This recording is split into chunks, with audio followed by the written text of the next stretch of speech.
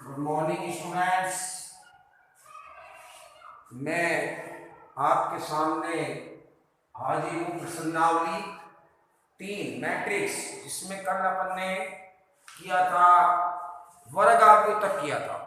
अब वर्ग आव्यूह के बाद आव्यूह के जो प्रकार है उसमें आगे चल रहे हैं विकर्ण आव्यूह। कौन सा आव्यूह? विकर्ण आव्यूह। विकर्ण आव्यूह क्या होता है?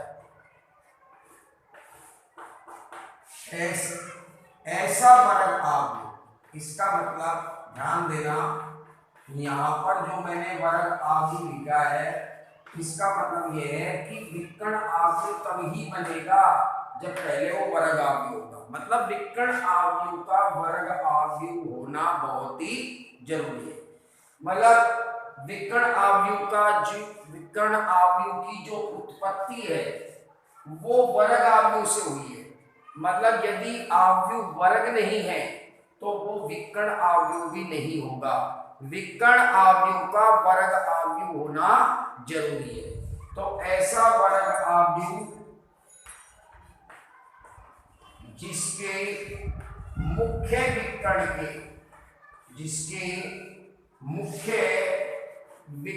के अतिरिक्त जिसके मुख्य विकर्ण के अतिरिक्त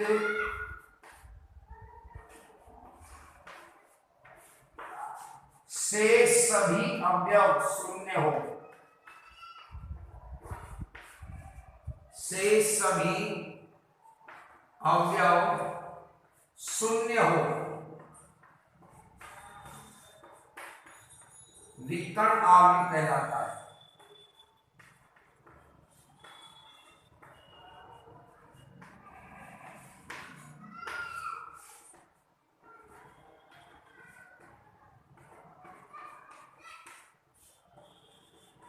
विकर्ण आव्यूह कहलाता है। श्रीमान जी देखिए परिभाषा एक बार देख लीजिए।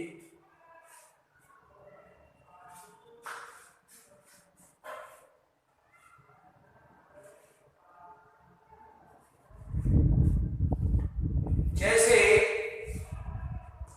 सबसे पहले मैं एक वर्ग आव्यूह लेता हूं। वर्ग आव्यूह को कल मैंने आपको पढ़ाया, ऐसा आव्यूह जिसमें पंक्ति और स्तंभों की संख्या समान हो। ठीक है, मतलब आव्यूह की दोनों पंक्ति और स्तंभ बराबर हो, लंबाई चौड़ाई बराबर हो, वर्ग आव्यूह कहलाता है। अब जैसे मैंने ये वर्ग आव्यूह ले लिया, देखिए 1 2 3 4। देखो स्टूडेंट्स, इसमें दो पंक्ति है, R1, R को कहते हैं इंग्लिश में रो, रो मानी पंक्ति, और R2 दूसरी रो, और ये कॉलम C1 और C2। इसमें दो ही पंक्ति है और स्टूडेंट्स इसमें दो ही स्तंभ है। कोटि, ये कोटि होगी इसकी आव्यूह की कोटि।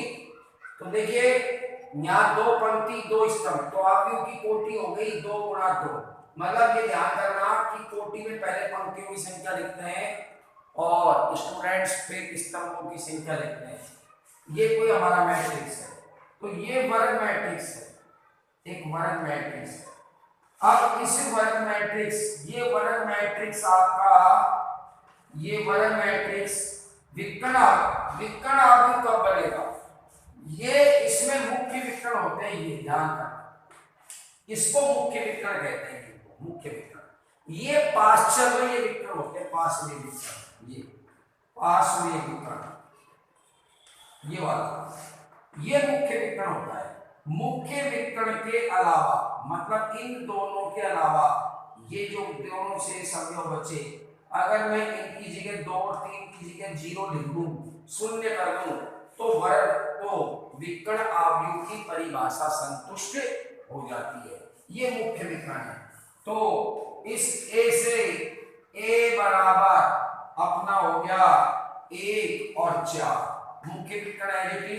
कुछ भी लिख दो, मुख्य विकर्ण 0 नहीं होने चाहिए। मुख्य विकर्ण के अवयवों को छोड़कर शेष अवयव क्या हो जाए? शून्य हो जाए, शून्य हो जाए। तो ये आपका बनेगा विकर्ण आव्यूह। क्या बन जाएगा? विकर्ण आव्यूह। जो 2 × 2 कोटि का है, अर्थात ऐसा वर्ग अवयव 2 × 2 क्या कहता है कि एक वर्ग अवयव है। क्यों? क्योंकि यहाँ पंक्ति और स्तंभ बराबर है। तो ऐसा वर्ग अवयव, इन दोनों को तो मैं वर्ग अवयव बोल सकता हूँ इन दोनों को देखकर, कि ऐसा वर्ग अवयव जिसके मुख्य विकर्ण के अवयवों को छोड़कर शेष सभी अवयव क्या हो, शून्य हो, तो अवयव कैसा अवयव कहलाता है? विकर्ण अवयव कहलाता है स्टूडेंट्स। ठीक है, देख लीजिए।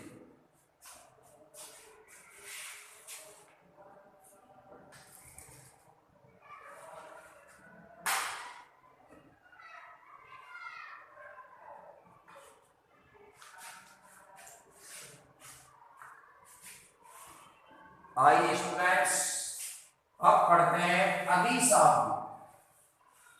कैसा अवयव? अदिश अवयव।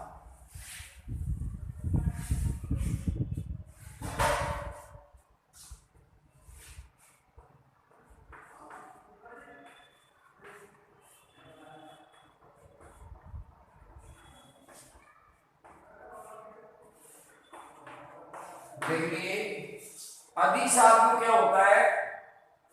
ऐसा विकर्ण अवयव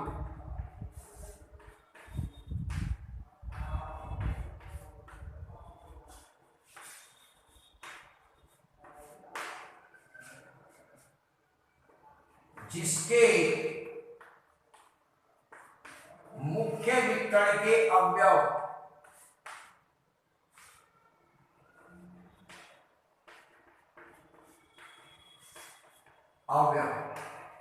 समान हो। क्या हो? समान हो। अदिश अवयव कहलाता है।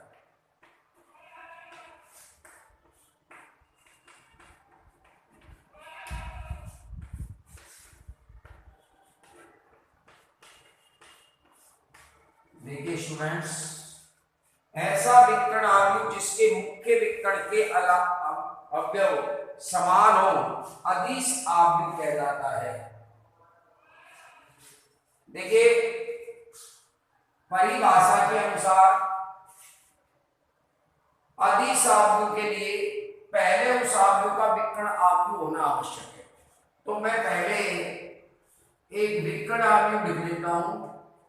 ये मेरा विकर्ण अवयव है। जैसे अभी मैंने जैसे दिया था 1 और 4 या 0 0, इसमें ये तो अदिश अवयव जो विकर्ण अवयव है, जो विकर्ण अवयव की परिभाषा को संतुष्ट करता है, ये आपका विकर्ण अवयव। क्यों है ये विकर्ण अवयव? क्योंकि विकर्ण अवयव की परिभाषा ये कहती है कि ऐसा अवयव जिसके मुख्य विकर्ण को अवयवों को छोड़कर शेष सभी अवयव शून्य हो। अब मुख्य विकर्ण के अवयव कुछ भी हो सकते हैं, 1 2 3 4 कुछ भी, लेकिन इनको छोड़कर ये शून्य नहीं होनी चाहिए, शेष अवयव शून्य हो, तो ऐसा अवयव अपना विकर्ण अवयव कहलाता है। अब मैं एक और लिख देता हूं, जैसे 1 0 0 2 0 0 3 0 0 0 4। देखिए स्टूडेंट्स, ये भी आपका एक विकर्ण अवयव है। देखो ये मुख्य विकर्ण है, ये तीनों जो अवयव है ये मुख्य विकर्ण है, ये 3 4 मुख्य विकर्ण के अवयव है। और ये 0 3 ये देखिए, ये वाले ये 0 3 0 ये पार्श्विक विकर्ण है। आ नहीं रहा है स्टूडेंट्स, नीचे नहीं आ देता हूं इसको। देखिए नीचे नहीं आया, थोड़ा सा वीडियो में दूसरा ले लेते हैं, यहाँ ले लेते हैं।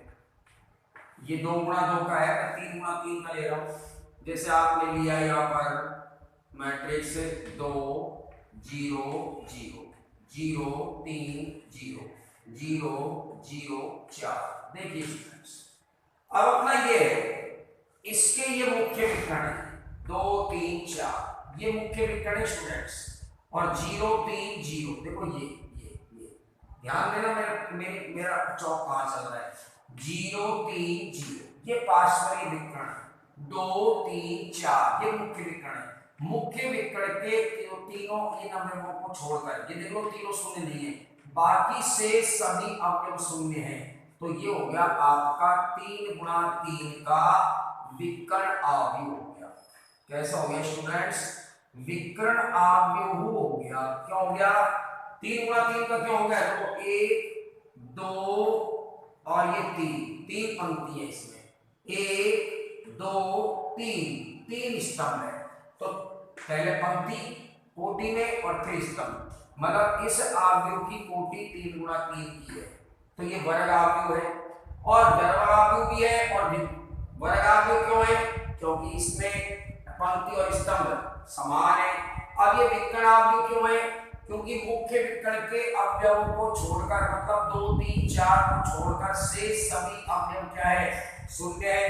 तो ये किसकी परिभाषा को संतुष्ट करता है? तो दिखाई थी आपको विकर्ण अवयव। अब हम ये तो दो हमने विकर्ण अवयव बना दिए, 2 गुणा 2 का बना दिया, 3 गुणा 3 का। अब हमको लेना है क्या? अदिश अवयव। अब अदिश अवयव क्या कहता है? ऐसा विकर्ण अवयव, जो कि ये विकर्ण अवयव है और ये भी विकर्ण अवयव है, जिसके मुख्य विकर्ण के अवयव समान हो। अब देखो यहाँ मुख्य विकर्ण के अवयव अलग अलग है, तब तो ये क्या था आपका? ये मुख्य विकर्ण के अवयव अलग अलग है, तब ये विकर्ण अवयव है, विकर्ण अवयव है। क्यों? दोनों अवयव समान नहीं है। अगर मैं इन दोनों अवयवों को समान कर दूं, इन दोनों को, तो आपका ये बन जाएगा अदिश अवयव। किसके अनुसार? परिभाषा के अनुसार। देखिए, ऐसा विकर्ण अवयव जिसके मुख्य विकर्ण के अवयव समान हो, तो वो अदिश अवयव कहलाता है। अर्थात यदि मुख्य विकर्ण के अवयव अलग अलग हैं और यहाँ 0 0 है, मुख्य विकर्ण के अवयवों को छोड़कर शेष 0 0 हो सभी अवयव, और यहाँ मुख्य विकर्ण के अवयव यदि अलग अलग हैं, बाकी 0 0 है और ये अलग अलग हैं, तब तो ये विकर्ण अवयव होगा। कैसा होगा? विकर्ण, क्योंकि अलग अलग है। अगर मैं इन दोनों को समान बना दूं, यहाँ 1 है तो यहाँ 1 कर दूं, या यहाँ 4 है तो यहाँ 4 लिख दूं, तो दोनों मुख्य विकर्ण के दोनों अवयव कैसे हो जाएंगे? समान हो जाएंगे। तब ये क्या बन जाएगा? विकर्ण अवयव से अदिश अवयव बन जाएगा। यहाँ मुख्य विकर्ण के तीनों अवयव 2 और 3 और 4 क्या है? अलग अलग है। शेष सभी अवयव क्या है? 0 है। तो कैसा अवयव हुआ? विकर्ण अवयव। मुख्य विकर्ण के अवयवों को छोड़कर शेष सभी अवयव शून्य हो तो विकर्ण अवयव होता है, और मुख्य विकर्ण के अवयव कुछ भी हो सकते हैं, अर्थात ये अपने क्या है? अलग अलग अवयव है। अब देखिए, अब मैं आपको लिखूंगा इस ए का अदिश अवयव बनाऊंगा। अगर मैं इन दोनों को समान कर दूं या इन तीनों को समान कर दूं, तो किसकी परिभाषा संतुष्ट हो जाएगी? ये विकर्ण अवयव से किस रूप में चला जाएगा? अदिश अवयव के रूप में चला जाएगा। देखो जैसे मैंने यहाँ लिख दिया 1, ये 4 कर देता हूँ, 0 और 4। अब भी ये 2 गुणा 2 का है, ध्यान देना कितने का है? 2 गुणा 2 का। लेकिन अब मुख्य विकर्ण के अवयव क्या है? आपके समान हो गए और शेष अवयव क्या हो गए? शून्य हो गए। तो अब मेरा ये कैसा अवयव हो गया? अदिश अवयव। कैसा अवयव हो गया? अदिश अवयव हो गया। ठीक है। अब देखिए इन दोनों की तुलना करते हैं। ये आपका विकर्ण अवयव भी है, क्योंकि विकर्ण अवयव की परिभाषा भी संतुष्ट हो रही है कि विकर्ण अवयव की परिभाषा क्या थी? इन दोनों को छोड़कर शेष सभी शून्य हो, तो कैसा अवयव है? विकर्ण अवयव भी है। और ये वर्ग अवयव भी है। क्यों है वर्ग अवयव? क्योंकि यहाँ पंक्ति और स्तंभ बराबर है, यहाँ पंक्ति और स्तंभ बराबर है, तो आपका ये वर्ग अवयव भी कहेंगे इसको। मुख्य विकर्ण के अवयवों को छोड़कर शेष अवयव शून्य है, तो ये विकर्ण अवयव भी है। ठीक है। और चूंकि मुख्य विकर्ण के अवयव दोनों समान हो गए, अलग अलग थे, तो ये अदिश अवयव बन गया। क्योंकि अदिश अवयव की परिभाषा क्या है? ऐसा विकर्ण अवयव जिसके मुख्य विकर्ण के अवयव समान हो जाए तो अदिश अवयव बन जाता है। मतलब विकर्ण अवयव से अदिश में परिवर्तित हो जाता है। कब? जब ये समान होंगे तो विकर्ण अवयव, सॉरी ये अलग अलग होंगे तो विकर्ण अवयव, और ये दोनों समान हो जाएंगे तो अदिश अवयव। लेकिन अब ये नहीं कि ये अदिश ही है, ये विकर्ण अवयव भी है। अब भी ये विकर्ण अवयव की परिभाषा को भी संतुष्ट कर रहा है श्रीमान, और ये विकर्ण अवयव की परिभाषा को भी संतुष्ट कर रहा है। और चूंकि पंक्ति और स्तंभ समान है, तो ये आपका वर्ग अवयव की परिभाषा को भी संतुष्ट कर रहा है। चूंकि दोनों विकर्ण के अवयव समान होंगे तो अदिश अवयव की परिभाषा को भी संतुष्ट कर रहा है। तो इसका मतलब ये हुआ यदि कोई अवयव अदिश अवयव है तो वो वर्ग अवयव भी होगा। ये कहता है इस बात को, मैं नहीं कह रहा, ये पंक्ति स्तंभ समान है। और ये विकर्ण अवयव होगा, क्यों? क्योंकि विकर्ण के मुख्य विकर्ण के अवयवों को छोड़कर शेष सभी अवयव शून्य। लेकिन अब देखिए, इससे ये निष्कर्ष निकला कि एक अदिश अवयव को मैं वर्ग अवयव भी कह सकता हूँ और विकर्ण भी कह सकता हूँ, लेकिन एक विकर्ण अवयव को मैं अदिश अवयव नहीं कह सकता। जैसे विकर्ण अवयव है तो इसको मैं अदिश अवयव नहीं कह सकता, इसको अदिश अवयव तभी कहूंगा जब इसके दोनों ये अवयव समान होंगे। मतलब इसका ये हुआ कि हर अदिश अवयव, प्रत्येक अदिश अवयव वर्ग अवयव भी होता है और विकर्ण अवयव भी होता है, लेकिन प्रत्येक विकर्ण अवयव अदिश अवयव हो ये आवश्यक नहीं है। ये तभी आवश्यक है जब इसके मुख्य विकर्ण के अवयव समान होंगे। फिर सुन लीजिए स्टूडेंट्स, मैं आपको फिर बता देता हूं, इन दोनों की तुलना करिए। देखिए ये विकर्ण अवयव है, क्योंकि अदिश अवयव के लिए किसी भी अवयव का पहले विकर्ण अवयव होना जरूरी है। और कोई अवयव विकर्ण अवयव कब होता है स्टूडेंट्स? वो विकर्ण अवयव तब होता है जब वो विकर्ण अवयव की परिभाषा को संतुष्ट करता है। और विकर्ण अवयव की परिभाषा क्या होती है स्टूडेंट्स? ऐसा अवयव जो वर्ग अवयव हो, देखो वर्ग है कि पंक्ति और स्तंभ बराबर है, यहां से पता चल जाएगा, जिसके मुख्य विकर्ण के अवयवों को इनको छोड़कर शेष अवयव शून्य हो। इनको छोड़कर, अब ये कुछ भी हो सकते हैं लेकिन ये शून्य नहीं होंगे, बाकी शून्य होंगे, तो विकर्ण। तो मैंने लिख दिया 1, यहां लिख दिया मैंने 1 और यहां लिख दिया मैंने 4 और ये 0, तो ये विकर्ण अवयव। अब मुझे क्या बनाना है? अदिश अवयव। अदिश अवयव की परिभाषा क्या कहती है कि ऐसा विकर्ण अवयव जिसके मुख्य विकर्ण के अवयव क्या हो? समान। यह कैसे है? अलग अलग। तो अभी तो मैं इसको विकर्ण अवयव कहूंगा, अदिश नहीं कहूंगा। क्यों?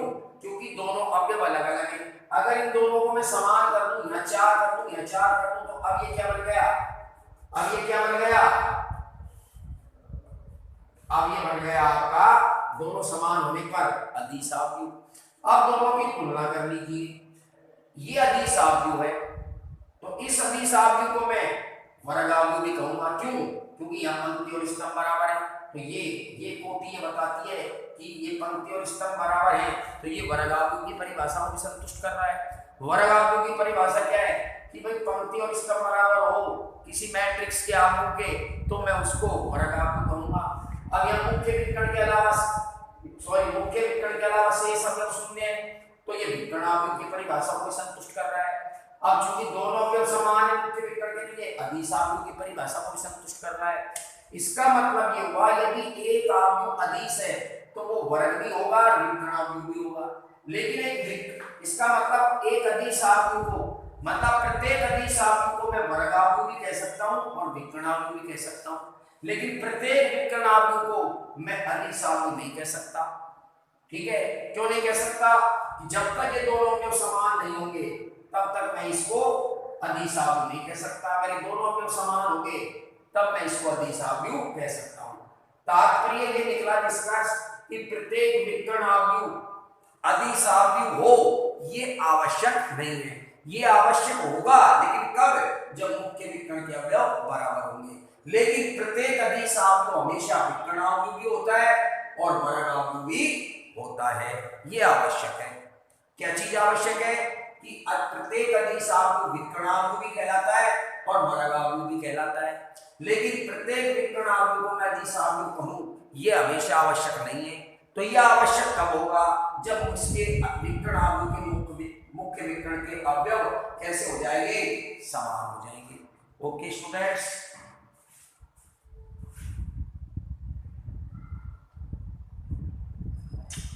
अब देखिए स्टूडेंट्स, मैं इसको ले लेता हूं, आपके इस बी का भी बना देता हूं। ये देखिए, अब मैं 2 3 4, अब देखो ये कैसा अवयव है? वर्ग अवयव भी।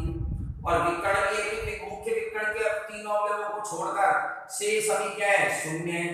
तो ये वर्ग भी है। ये कहती है दोनों 3 गुणा 3 कह रहा है, इस बात को वर्ग भी है और विकर्ण भी है। तो ये अदिश कब बनेगा? जब मुख्य विकर्ण के तीनों अवयव क्या हो जाए? समान। या तो तीनों में दो दो हो जाए, या तीनों जगह तीन तीन हो जाए, या तीनों जगह चार चार हो जाए। तो 2 0 0 0 2 0 0 0 2, ये आपका हो गया क्या, ये 3 गुणा 3 का क्या हो गया आपका अदिश आव्यूह हो गया। कैसा आव्यूह हो गया, अदिश हो गया। क्यों हो गया अदिश आव्यूह, क्योंकि विकर्ण आव्यूह के, इस विकर्ण आव्यूह के मुख्य विकर्ण के तीनों अवयव जो अलग अलग थे वो समान हो गए, तो अदिश आव्यूह की परिभाषा संतुष्ट हो गई है स्टूडेंट्स।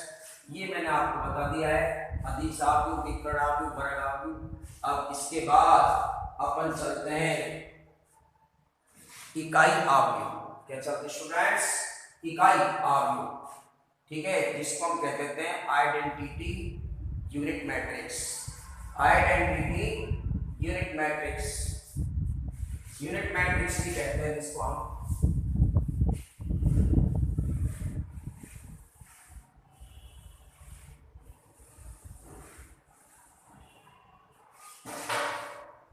इसको हिंदी में हम तत्समक आव्यूह भी कहते हैं,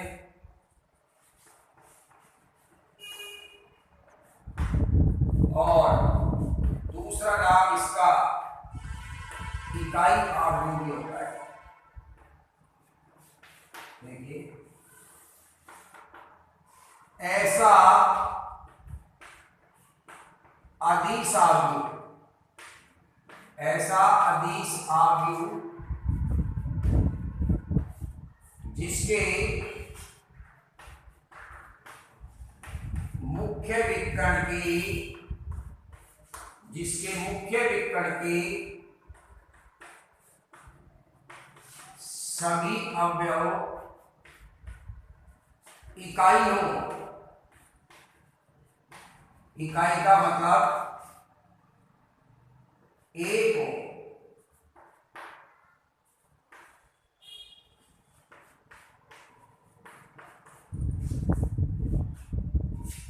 तत्समक आव्यूह कहलाता है।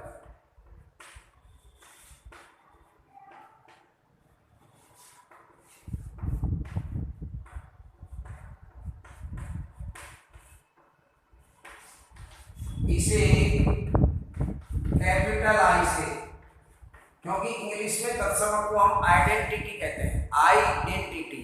तो आइडेंटिटी से इसलिए आई से डिनोट करते हैं इसको हमेशा। इसे आई से, बड़े आई से, कैपिटल आई से प्रदर्शित किया जाता है।